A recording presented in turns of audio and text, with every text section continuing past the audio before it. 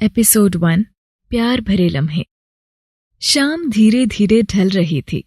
हल्की सी बारिश ने पूरे चंडीगढ़ शहर की इस खूबसूरत शाम को और ज्यादा दिलकश बना दिया था। सुर्ख लाल रंग की शिफॉन की ट्रांसपेरेंट साड़ी पहने अंजलि ने एक नजर खुद को सामने आईने में देखा। उसकी गहरी आंखें काजल की वजह से और ज्यादा खूबसूरत लग रही थी। लंबे बाल लहराकर उसकी सुडौल कमर को छू रहे थे। झीनी साड़ी से झांकती उसकी पतली कमर उसे बेहद आकर्षक बना रही थी। अंजलि ने हल्के गुलाबी रंग की लिपस्टिक को सामने टेबल से उठाया और अपने गुलाब की पंखुड़ियों से सुंदर होठों पर लगा लिया।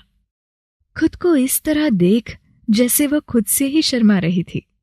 तभी अचानक से कमरे की लाइट ऑफ हो गई। अंजलि के होठों पर मुस्कान तैर गई। किसी ने बड़े ही प्यार से उसे आकर अपनी बाहों में समेट लिया और उसके नाजुक गर्दन को चूमते हुए मदहोशी भरे अंदाज में कहा, आज तुम बहुत ब्यूटीफुल लग रही हो। ये लाल रंग ना तुम पर बहुत सूट करता है। अंजलि की सांसें तेज चलने लगी। उसकी धड़कनें बेकाबू होने लगी थी। उसके करीब इस वक्त कोई और नहीं बल्कि उसका पति रुद्र था। रुद्र चंडीगढ़ का जाना माना यंग बिजनेसमैन, जिसको एक नजर देखने के लिए लड़कियों की लाइन लग जाती थी। रुद्र ने अपनी मजबूत बाहों की पकड़ को अंजलि की कमर के चारों तरफ और ज्यादा मजबूत करते हुए धीरे से उसके होठों को चूम लिया। अंजलि ने भी जैसे एक तरह से खुद को रुद्र के हवाले कर दिया था। उसकी सांसों की तेज आवाज कमरे में साफ सुनाई दे रही थी। रुद्र के हाथ अब अंजलि के शरीर को बेहद प्यार से छू रहे थे। उसने शर्मा कर अपने चेहरे को रुद्र के सीने में छुपा लिया और धीरे से कहा, हैप्पी वेडिंग एनिवर्सरी रुद्र। हमारी शादी को 7 साल हो गए।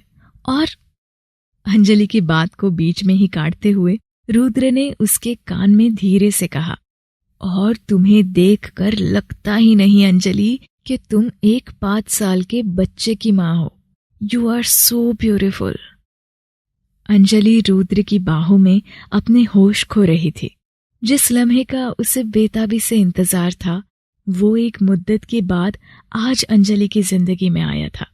लेकिन तभी अचानक से दरवाजे की लगातार बजती डोरबेल से अंजलि होश में आई। उसने हड़बड़ाकर अपनी आंखें खोली। वो जो कुछ भी महसूस कर रही थी वो महज एक सपना था। सामने लगी घड़ी में रात के 12:30 बज रहे थे। टेबल पर बड़े प्यार से परोसा हुआ खाना ठंडा हो चुका था। गुलाब के फूलों का बुके मुरझा गया था और अंजलि की लाल शिफॉन की साड़ी पर भी सिलवटें नजर आ रही थी। उसने हड़बड़ाकर अपने आप को संभालते हुए दरवाजा खोला। सामने रुद्र खड़ा था, वाइट शर्ट के साथ ब्लैक पैंट और ब्लेजर पहने, चेहरे पर रौब और आंखों में एक अजीब सा जुनून। उसने अंदर आकर अपने लैपटॉप को साइड में रखा और सामने टेबल पर रखे खाने, केक और गुलाब के फूलों पर एक नजर डालते हुए अंजलि की तरफ देखा। अंजलि ने धीरे से रुद्र से हैप्पी एनिवर्सरी कहा, लेकिन रुद्र ने बड़ी ही बेरुखी से अपनी नजरें दूसरी तरफ फेरते हुए उससे कहा, ऑफिस में एक बिजनेस क्लाइंट के साथ डिनर था। मैं खाना खाकर आया हूं। एंड वैसे भी कितनी बार तुमसे कहा है ये सब मत किया करो।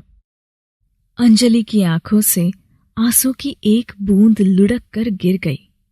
उसके दिल की सारी हसरतें, सारे अरमान एक पल में राख हो गए।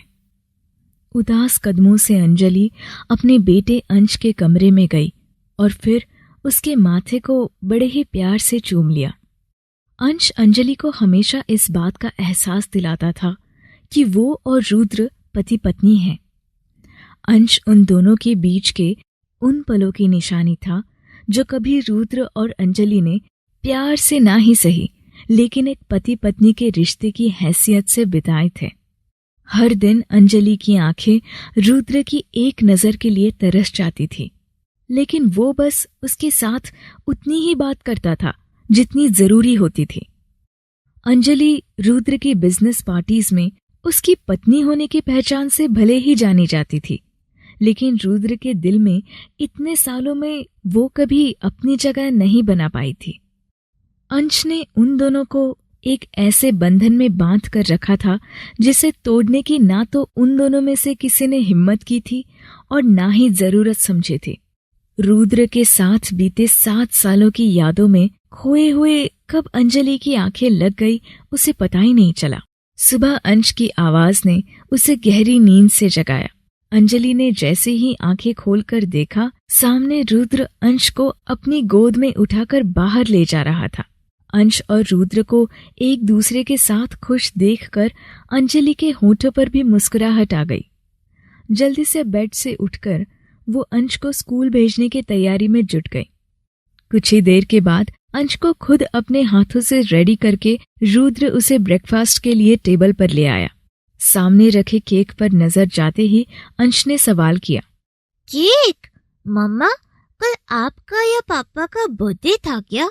आपने मुझे बताया क्यों नहीं? मुझे भी केक खाना था। अंश की बात सुनते ही रुद्र ने नजर उठाकर अंजलि के चेहरे की तरफ देखा। दोनों की नजरें आपस में टकराई और अगले ही पल अंजलि ने हड़बड़ाकर अपना चेहरा दूसरी तरफ फेरते हुए अंश से कहा कि वो केक पड़ोस वाली आंटी देकर गई थी। अंश के सामने अंजलि ने झूठ तो बोल दिया था, लेकिन उसके चेहरे की उदासी रुद्र से नहीं छुपी। वो जानता था बीती रात अंजलि ने शादी की सालगिरह मनाने के लिए इतनी सारी तैयारियां की थी, लेकिन रुद्र की बेरुखी के चलते उसके दिल को गहरी तकलीफ पहुंची थी। तभी अंश के स्कूल बस का हॉर्न सुनकर रुद्र अपने ख्यालों से बाहर आया और अंश को छोड़ने घर के बाहर चला गया। अंजलि हर दिन की तरह अपने घर के कामों में बिजी थी और रुद्र अपने ऑफिस जाने के लिए रेडी हो रहा था। दोनों के बीच गहरी खामोशी पसरी थी। डाइनिंग टेबल पर ब्रेकफास्ट करते वक्त भी अंजलि ने रुद्र से कोई बात नहीं की। तभी एक गोल्डन पेपर में लिपटा छोटा सा बॉक्स अंजलि के सामने खिसकाते हुए रुद्र ने धीरे से कहा, ये तुम्हारे लिए अंजलि, वो हमारी एनिवर्सरी का गिफ्ट। ब्रेकफास्ट करते हुए अंजलि के हाथ रुक गए। उसने एक नजर उस बॉक्स की तरफ देखा और फिर बिना कुछ कहे वहां से उठकर जाने लगी। ये देख रुद्र अपनी चेयर से उठकर खड़ा हुआ और उसने अंजलि से कहा, I'm sorry, लेकिन तुम जानती हो ये सब, मेरा मतलब तुम जानती हो मैं इन सब के लिए नहीं होता मुझसे यार। अंजलि ने पलटकर रुद्र की तरफ देखा। उसकी आंखों में आंसू थे और चेहरे पर हल्की सी नाराजगी। सवालिया नजरों से उसने रुद्र की तरफ देखते हुए कहा, जानती हूं 7 साल के बाद भी तुम इस रिश्ते को अपनाने में कंफर्टेबल नहीं हो। जानती हूं तुम्हारे लिए मैं सिर्फ तुम्हारे बच्चे की मां से ज्यादा कुछ नहीं, लेकिन मैं भी कोशिशें कर रही हूं ना रुद्र। कभी कभी सोचती हूं काश 7 साल पहले वो सब ना हुआ होता तो तुम्हें ये जबरदस्ती की जिंदगी तो ना जीनी पड़ती। अंजलि की बात सुनते ही रुद्र ने कसकर अपनी आंखें बंद कर ली। उसके पास अंजलि की बातों का कोई जवाब नहीं था। लेकिन तभी अचानक रुद्र के फोन पर एक मैसेज आया और उसे देखते ही उसके चेहरे का रंग बदल गया। वो दौड़कर अपने कमरे में गया और बैग में कुछ कपड़े और जरूरी सामान रखकर घर से बाहर की तरफ निकलते हुए उसने अंजलि से कहा, मैं 2 दिन के लिए दिल्ली जा रहा हूं अंजलि, इमरजेंसी है। आखिर क्या हुआ था 7 साल पहले? किसका मैसेज देखकर रुद्र घबरा गया? क्या था रुद्र और अंजलि के रिश्ते का सच? इन सवालों के जवाब छुपे हैं कहानी के अगले हिस्से में। तो सुनते रहिए प्यार और धोखे के रिश्ते में बंधी यह खूबसूरत दास्तां दगाबाज।